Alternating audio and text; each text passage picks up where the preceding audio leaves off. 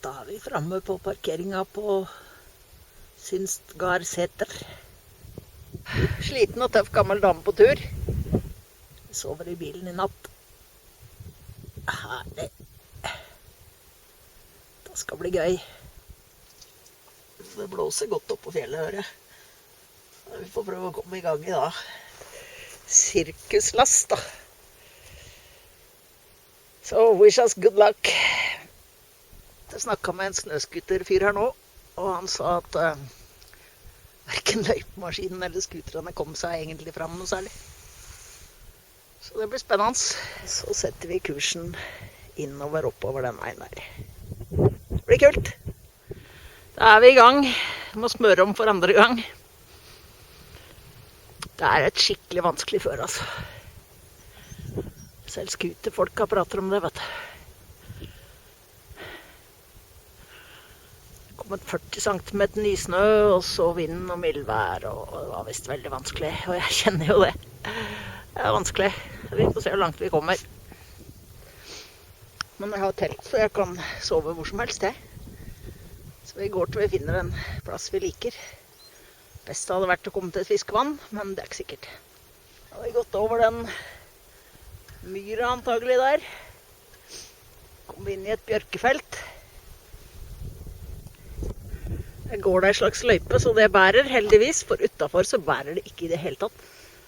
Men det er nydelig her, da. Nydelig. Og nå kom det et par skutere fra den veien som jeg skal. Så kanskje det blir litt lettere å gå. Det hadde vært å håpe. Skuterspor er ikke å forakte. Sliten og tøff gammel dame på tur. Jeg kjenner åra begynner å komme. Ja da. Vi kommer oss på tur, da. Vi har fått litt fart på oss. Deilig med den skuterløypa her, altså. Det var veldig bra. Jeg tror vi nærmer oss Hornsjøen. Og der kan vi fiske. Yes.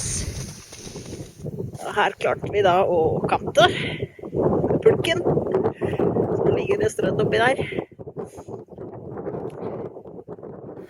Da må vi ha oss en pause med Solo og Kvikk Lunsj. Da har vi kommet oss til Hornsjøen.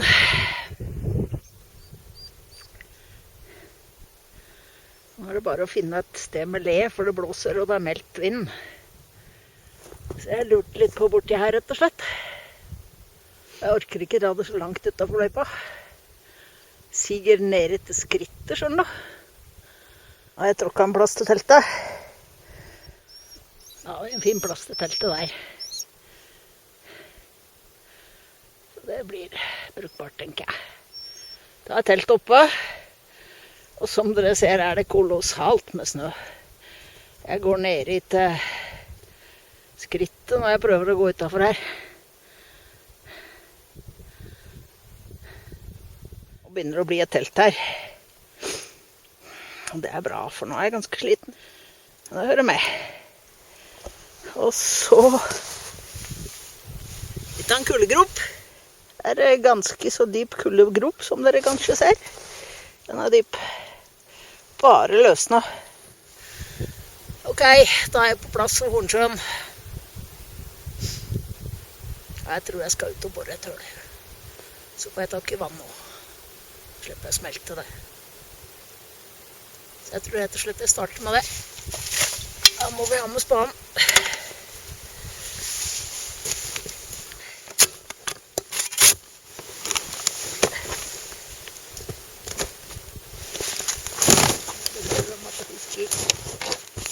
Begynte å borre gjennom isen for å skaffe vann til bikkjene og et hull til å fiske i. Nei og nei og nei.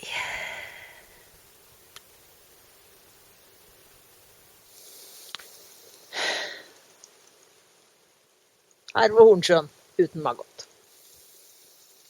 Men det jeg skulle si var at her har jeg gått lange veier for å fiske røye og ørret i Hornsjøen. Så ligger maggoten igjen i bilen. Og begynner jeg å bli gammel og tullet, altså. Da har det begynt å snø. Nå er det deilig å ha telt å krype inn i. Det er blått vær borti der, da. Dere hører kanskje at det snøregner der ute. Det var ikke meldt på det værvarselet jeg så. Så jeg tror været kan være veldig ustabilt her i Langsua. Det var meldt snø forrige natt. Det kom ikke. Og nå regner det nærmest. Nå sitter jeg rett og slett her og er litt lei meg, for jeg har glemt maggoten også. Det tok litt piffen fra meg. Ha med meg røyefôr og...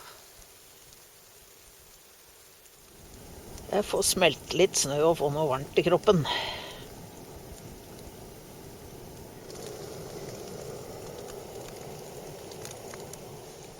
Da blir det snart varm mat.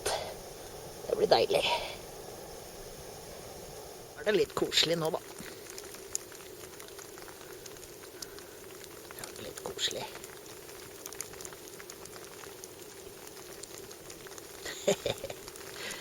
Selv om jeg har glemt maggoten, så må vi jo kose oss. Nå snør det igjen. Ja, da snakket jeg nettopp med noen løypekjørere som dro forbi her for å kjøre hundeløypa. Og de sa at til lørdag var det meldt 20 i vind i kasta. Så da er det vel like greit at jeg har glemt maggoten, tenker jeg. Jeg har ikke noe her å gjøre i 20 i vind, altså. Jeg pakker igjen formiddagen i morgen og kommer meg unna vinden på lørdag, rett og slett. Fin utsikt fra teltåpningen min. Men det er ikke noe å lure på, altså. 20 i vind, det tør jeg ikke. Det tør jeg rett og slett ikke. Jeg tror rett og slett jeg må bare gå og legge meg nå, omtrent nå. Og så stå opp tidlig og pakke leiren. Og komme meg ut fra fjellheimen, altså. Ikke lyst til å være ute i så sterk vind. Det føler jeg meg ikke kompetent til. Rett og slett.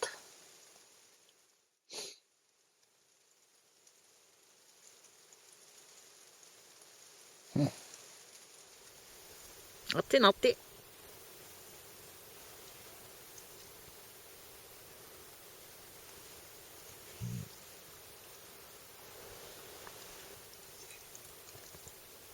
I dag er jeg litt nervøs. Jeg er stille ute nå, da.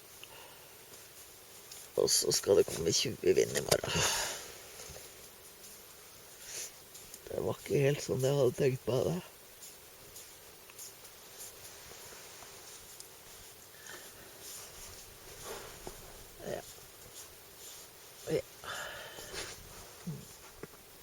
Jeg flykter den lange veien tilbake til bilen. På grunn av været flykter jeg. Så ligger jeg i bilen i uværet, og så ser jeg den derfra. Kanskje jeg har en ny start mot et nytt mål. Da kommer vi fra Hornsjøen. Et godt stykke nedover, innover der.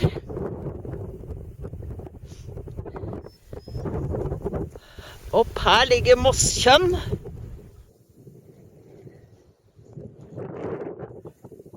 Og opp her ligger den åpne koia jeg hadde lyst til å gå til. Da får vi se hva vi gjør. Jeg er i hvert fall i gang.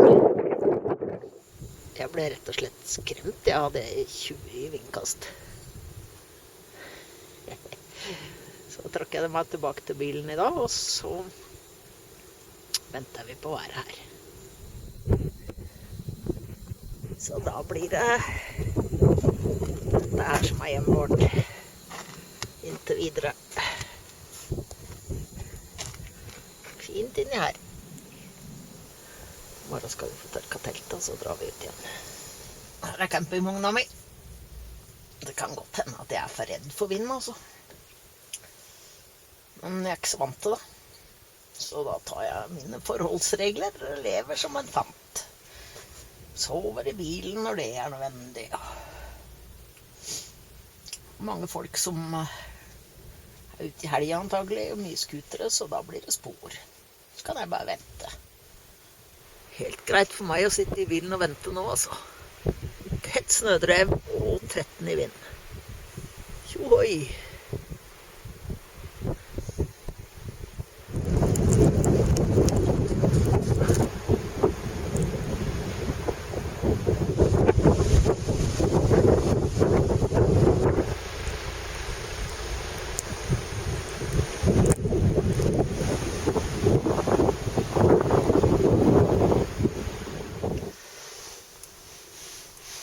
Da er det morgenen igjen i bilen.